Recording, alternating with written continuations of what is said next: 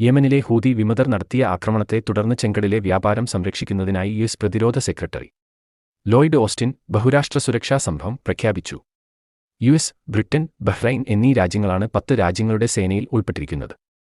ഇറാനിലെ 70% പെട്രോൾ സ്റ്റേഷനുകളിലെ സേവനങ്ങൾ തടസ്സപ്പെടുത്തിയ സൈബർ ആക്രമണത്തിന് പിന്നിൽ ഇസ്രയേലുമായി ബന്ധമുള്ള ഗ്രൂപ്പായ പ്രിഡേറ്ററി സ്പാരോ ആണെന്ന് ഇറാൻ തിങ്കളാഴ്ച അവകാശപ്പെട്ടു.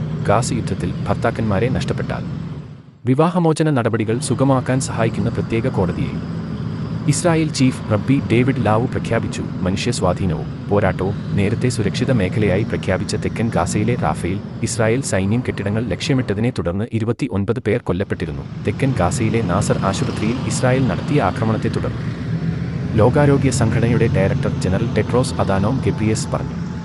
ഡിസംബർ 7 ലോകാരോഗ്യ സംഘടനയുടെ അവസാന സന്ദർശനത്തിനു ശേഷം ആശുപത്രിയുടെ പ്രവർത്തനശേഷി ഗണ്യമായി കുറഞ്ഞു. ഹൂതി നിയന്ത്രണത്തിലുള്ള പ്രദേശങ്ങളിൽ നിന്നുള്ള ചെങ്കടൽ കപ്പലുകൾക്ക് നേരെ തിങ്കളാഴ്ച യുഎസ് സെൻട്രൽ കമാൻഡ് 2 ആക്രമണങ്ങൾ റിപ്പോർട്ട് ചെയ്തിരുന്നു.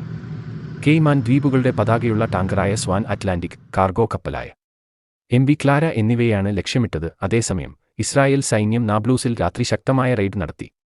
സ്റ്റൺ ഗ്രനേഡുകളും കണ്ണീർ വാതകവും പ്രയോഗിച്ചു.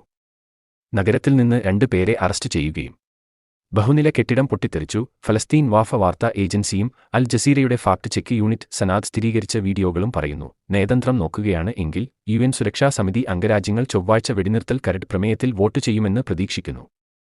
US state secretary Antony Blinken തിങ്കളാഴ്ച സൗദി വിദേശകാര്യ മന്ത്രി ഫൈസൽ ബിൻ ഫർഹാൻ അൽ സൗദുമായി നടത്തിയ കൂടിക്കാഴ്ചയിൽ വാണിജ്യ ഷിപ്പിംഗിനെതിരായ ഹൂത്തി ആക്രമണങ്ങളെ അപലപിച്ചു. 2015 മുതൽ സൗദി അറേബ്യ ഹൂതികളോട് യെമൻ സർക്കാരിന് വേണ്ടി പോരാടുകയാണ്.